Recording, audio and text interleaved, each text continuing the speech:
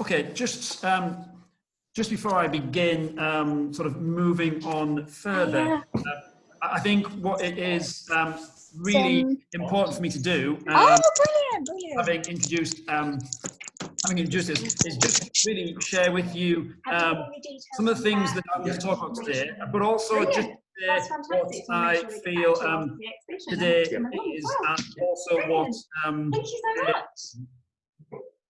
so first of all, really just want to say that what I really want to do today is to share with you some of the options that you may want to consider if you're thinking about a green funeral. For some of you, the green funeral may be a top priority. For others, it may be something that you need to consider when you're planning your funeral or a funeral. For still others, it may be something that you've not even considered at all. Or maybe you're here just because you're curious about the topic. I hope whichever of these categories you fall into, there's something here for you to take away with you today, to stimulate further thought and discussion. But I think it's equally important for me to say today what we are not here to do. Firstly, we are not here in any way, shape or form to say that you must have a green funeral or that this is the only kind of funeral that we will offer. Since Full Circle opened in 2016, we have supported countless families for whom this isn't a part of their plan. What is important to them is that we help them to create a service that is that truly reflects the person that has died and what is particularly important to them as a family. Secondly, and this also is really important, we're not here to make people feel guilty about the choices that they make for a funeral or the choices that they can't make, whatever those reasons may be. Our aim really today is to show you some options and encourage thought and conversation around the topic of green funerals. So, moving on. Okay, I just generally want, first of all, just to have a very brief overview of this question, do funerals really matter? And I think, obviously, we would say definitely yes. That's very much our ethos here. Some of you may have already seen the Funeral Experts by Experience webinar. If you haven't, I would maybe direct you to that, which there's a link on Full Circle website for that, and that's definitely well worth a watch. That's the one that Sarah led last time. Funerals matter partly because they help to support, as it says on the screen there, a growing acceptance of loss. They can and do make positive memories for people at a difficult time. Many of you may know that before I did this, I was a Methodist minister for the best part of 17 years. And it was equally important to me then that as a minister, as a celebrant, what I did was to help create something that really enabled the family to have a positive memory and to create something that they wanted. So that's for us is really key, that we create funerals that are positive and help families to take away those positive memories with them. Funeral also, as we know, should reflect the person who's died. And again, Sarah talks about this in the previous webinar. And that can be all sorts of different things. For some, that's a celebration. For some, it's a very somber time. For some, it's a time where there's much laughter. For others, it's a quiet, reflective time. And getting that right is really, really key. So therefore, funerals really do matter to the family of the person who has died. And again, we need to set that tone. We need to get that tone right, both as funeral directors, as celebrants, as anybody involved in the funeral. It's making sure that the family get the tone right so that the funeral service they get is what they want and they can take away with them. And it does lead to much better outcomes in longer term in families dealing with their sense of loss, their bereavement, their grief. If you've created a funeral that helps them to move on, we've found that there are definitely better outcomes for the family. So moving on then to our green element. And realistically, at the moment in this country, you are sort of faced with three committal options, I would say, is realistically where we are here in the UK at the moment. You've got a choice of a natural or woodland burial site, You can have a cemetery or a churchyard, or you've got the choice of cremation. And those are the choices that most families are faced with today. We will hear a little bit more from Sandy about the alternative to these that he is going to share with us. That is his brainchild, it's his creation. So we look forward to hearing Sandy talk about that at the moment.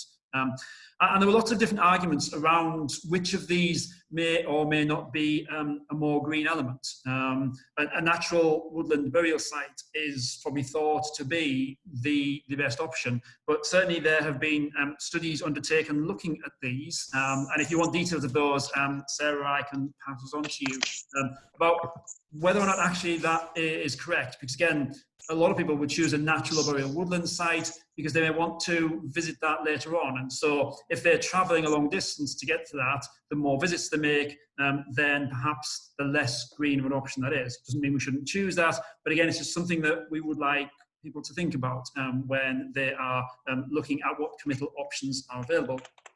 Likewise, cemetery or churchyard, again, often people would choose that option because it's a place that they want to go to, it's a place of pilgrimage, it's a place that they can go and visit.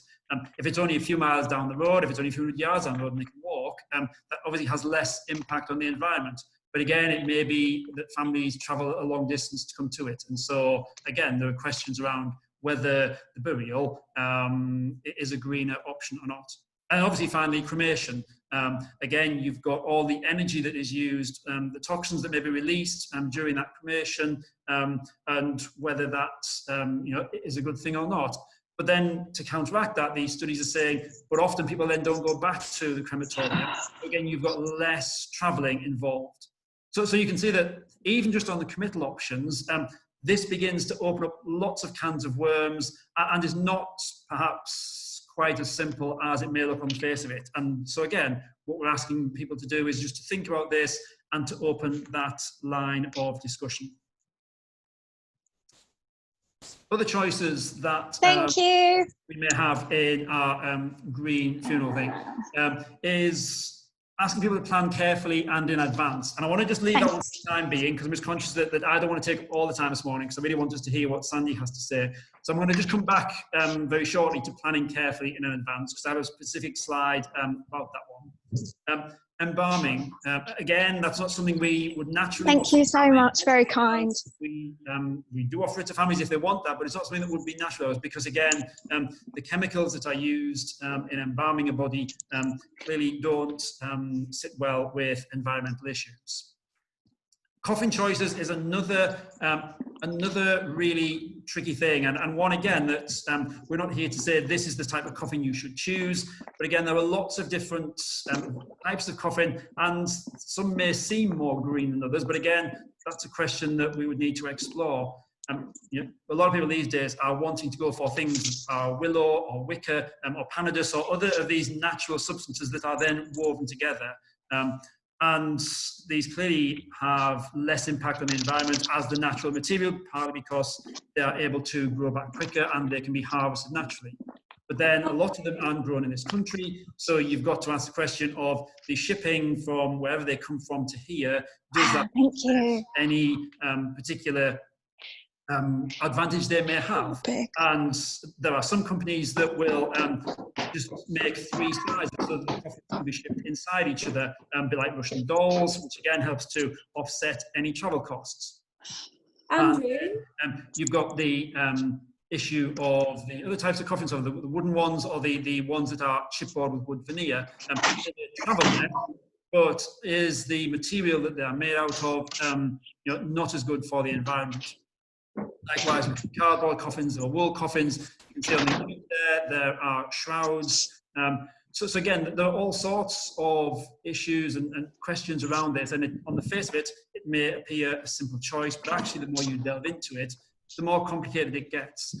And at the moment, as far as we're aware, we've not found any independent survey that really gives us details on which of these is best. There are surveys out there, but none of them that we have found are truly independent or have no connection to coffin makers or suppliers. If you know of one different, Sarah and I would love to know where that is, because we've certainly not managed to find them yet.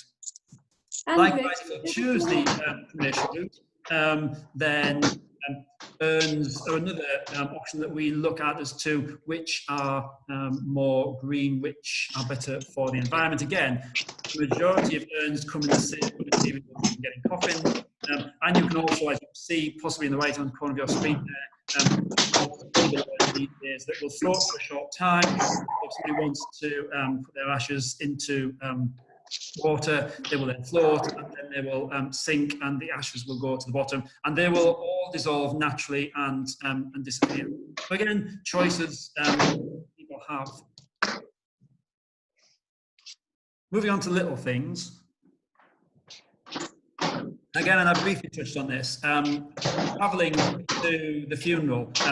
Clearly, when we are in pre-COVID or hopefully post-COVID times, travel becomes a big issue. Are you travelling to one venue? Are you travelling to 2 or 3 venues?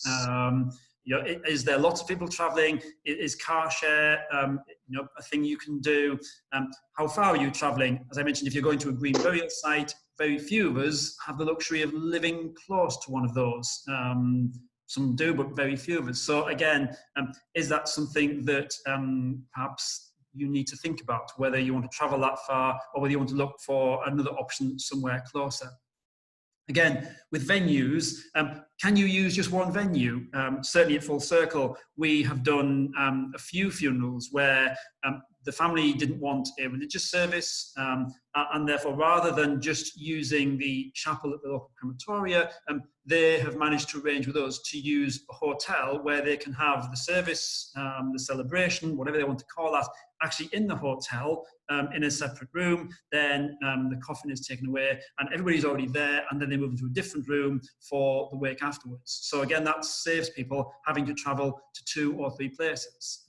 And you know, are those venues becoming more common? Is that something that people want to look at more these days? Likewise, when I was a minister in the Methodist Church, I found a lot of families had begun to have a funeral in church and then stay there for the wake, and the coffin would travel on its own. So again, it was less travel. So again, things just for people to think about. You know, what are the venues that we can look at? Do we have to stick with traditional ones? Does the ceremony have to be in a different place to the wake? So it's, again, very simple things, but questions that can be looked at and actually can help to offset our carbon footprint, our carbon emissions. Flowers, again, something else. We've just finished a team meeting this morning, and one of my colleagues, Dave, has just told us that they have just come across a florist in Harrogate who now provides flowers that have no plastic in them at all. So they're on a bed of moss and mulch, so that everything is natural, no oasis, no plastic tray. So we're really keen to see how these work for families.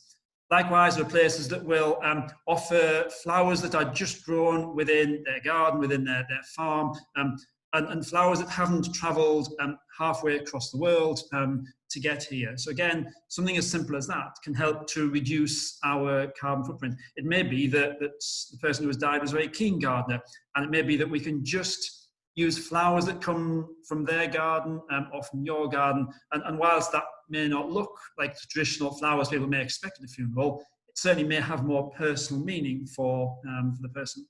Not so long ago, we did a funeral where the family, rather than just having flowers, had a vegetable display on the coffin, because the person who had died was a hugely fan of gardening allotments, and that for them was much more important. And again, it was all local produce that they'd grown here. Memorials, again, is something that is worth a conversation. If you're going for a more traditional burial or interment of ashes, the stone that is used for a headstone, has it been grown locally? Has it been imported? Where has it come from?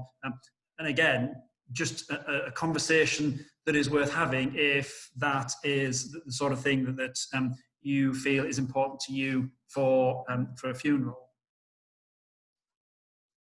I said I would come back to talking about planning carefully and in advance. This is where I'd like to do that for just a couple of moments. One of the things that we are very keen at here at Full Circle is encouraging people to talk as early as possible about what they may want from their funeral, what is important to them to have in their funeral. And I think some of you will know that we're very happy to go and talk to anybody about this, whether it's people in the caring profession, whether it's healthcare professionals, solicitors, individual families. We're very happy to go and talk to them and explain to them how perhaps they can begin to have these conversations, because certainly it's our belief and understanding that having conversations like this as early as possible is so often easier than having this sort of conversation when you need to have it, either when you've got a diagnosis or when you've got a funeral to plan. Having discussions much, much earlier is so much easier, and you've got time to think about what you want and have a more open discussion and go away and formulate thoughts. And again, if green issues are important to you, again, that's much more time to have conversations about, well, what are the green issues that we can incorporate into the funeral that we want to plan? And that gives you a much greater timescale in which to do that. And I realise that still here, certainly in England, we some of us have still this Victorian outlook that we don't talk about death, we don't talk about funerals, but we're gently trying to encourage people that if we can do this, then it is a real gift for the family that are left behind, because they know what it is that you would like. And as you see from the slide there, the level of detail is very much down to personal choice. You don't have to have planned it to the nth degree, but actually being able to just come up with 2 or 3 choices of things that are important to you will help the family, but also will allow you, if green is important, to have that discussion about, where the ceremony may be. Can you have it in the same place? Do I want flowers out of my own garden rather than flowers that have been imported from somewhere? How do we travel to different venues? We're very happy to encourage and help people to do that. We have forms that we can give to families and to friends to begin those conversations without any obligation to use our services. There is no fee for this. It's just something that we feel important about, that we want families and healthcare professionals and carers to be able to answer questions and to be able to encourage people to talk about what is important to them for their funeral. And so, very conscious that my time is nearly up, and I want to hand over to Sandy, because I do feel that Sandy has some very good things to share with us to this morning. So this is my final slide for the moment, and it's a question for you as to, it says, what can we do? And the we is you, it's not me. And so the 3 things really that I want to challenge you all on, if I can, from this morning. First of all, spread the word that funerals can be meaningful. They don't have to conform to what people have traditionally done. They can, if green is important, have green elements about them. It doesn't have to be fully green, but I hope, as I've shared this morning, there are things that you can include in that will help people to realise that they're being able to offset their carbon footprint. I would encourage you to share your thoughts at your funeral and encourage others to talk. Whether that's looking at a prepaid plan or documenting funeral wishes in any way. And even if you don't feel you can talk to a family, even if you just write something down and put it in a drawer and tell them that's where it is, if you're not the sort of family that can talk openly, then I would encourage you to do that. But also, I would encourage you to say to other people that you know well that, if they would like to talk with us, you're very willing to listen. It doesn't have to come to a professional like us or a solicitor. That a friend, family member, you're very willing to listen and hear what they want to say and write that down if you want to. And finally, I would say, but maybe most importantly, have high expectations of us as funeral directors. Sarah has worked very hard to get Full Circle to the position it is, and to, I hope, use us as funeral directors to try and lift this industry. And I really would want to encourage you to have the highest expectations of funeral directors, whether you use Full Circle or anybody else. Expect more from them, because I certainly feel that is possibly the best way to improve the industry. So go with questions, challenge them. Don't just accept an option of one or two. Ask what is available, ask why things aren't available if they're not offered to you. But really do have the highest expectations you can do of the funeral industry, because I really feel that's the best way that we can improve things, and also the way that we can begin to offset the carbon footprints that we create as human beings. I'm going to leave that there for the moment. I'm going to invite Sandy now to talk. Once Sandy has finished, then there will be opportunity for you to verbally ask Sandy questions.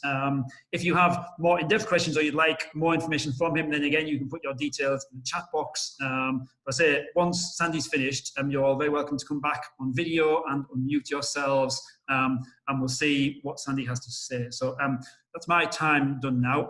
Thank you for listening to me. Sandy, I wonder if I could invite you now to come and share with us. I will unshare my screen, and if you could talk to us about water cremation, if you would, please. Can everyone hear me? I certainly can, so I'm hoping others can. Thumbs up. Good morning, everyone. Thank you for inviting me along, Andrew. Welcome. To share some thoughts and ideas with the people who've joined us today. Normally I would talk for 20 minutes up to 2 hours, but this morning it's going to be 5 to 10 minutes. So really be an overview, but I'm very willing and available to answer any questions that you have, and I'm sure you will have a few questions. I thought I would just start by mentioning a very salient point, and that is that in 1920, 100 years ago, the global population was around 1.8 billion people on the planet, 1.8 billion. And it took us, as a race, it took us 200,000 years to get to 1.8 billion. In the last 100 years, a pimple of time, we've quadrupled our population globally to over 7.5 billion people. It's incredible, but true. So with that comes consequences. A big consequence of that is, in fact, climate change, mainly driven by CO2 in the atmosphere. Now, interestingly, 12 years ago when I founded the company, the driving force behind my thought process was that alkaline hydrolysis, as the technical term of water cremation is, or as I called it, resumation, was the environmental credentials of it compared to flame cremation. Two things I'll mention is CO2. The carbon footprint of resumation is around 6 times less than your average flame cremation and 7 times less energy. There's lots of other data generated principally by some large environmental accountancy company in the Netherlands on behalf of the Dutch government, which is something I can share with others later on. So what is water cremation, I hear you ask? Normally what I would say is when you bury a body in soil, a large part of the decomposition process is actually alkaline hydrolysis. But unlike us, it's carried out by soil bacteria. But it is a biochemical breakdown process of the soft tissue of the body to leave bones at the end. It's a very slow process, can take months, can take years. What we do is we use alkaline hydrolysis, but we apply it in a different way. We use a small amount of a chemical, an alkali, roughly 5%, and 95% water. And we heat the process up in a chamber around 150 degrees centigrade. Because it's a chemical decomposition process, at 150 degrees centigrade, it is very rapid indeed. So we achieve what nature achieves in months or years, we achieve it in about 3.5 to 4 hours. What's the resulting material you get to give back to the family? Well, we call it ash, but effectively it's cremated remains It's pure white, and because it's from the bones, and you get about 25 to 30% more put into the urn than you would do from a typical flame cremation. What kind of disappointed me, I have to say, when we did an installation 8 years ago in Minnesota, is that although 80% of the families that previously would have chosen flame cremation overnight swapped to water cremation, or as they called it, green cremation. The main reason they did it was, okay, partly because of its environmental credentials. But sadly for me, it was, the families just found it more gentle than burning. And that's the reality of it. Human nature is such that they apply, or we apply, a consciousness to a time when we don't have consciousness. So if you're afraid of fire when you're alive, that feeling, that fear is translated into your choice of final disposition as well. At the moment, if you don't have that choice, you don't have that option, then flame cremation tends to be the one that people go for. When you really understand what people's driving force is for disposition choice, is when there is an option and you say water cremation or flame cremation. What's the difference? Well, you get ash back at the end. It's typically the same price. And at the end of the day, it's much more environmentally sustainable. A lot of people have been shown in the States to choose water cremation as a consequence of that option. So that's all I was going to say on the process at the moment. And I would like to accept any questions that you may have on that process. Thank you, Sandy. Thank you for that. If I could maybe invite everybody else to come back, I'm going to stop recording now so we can have any questions.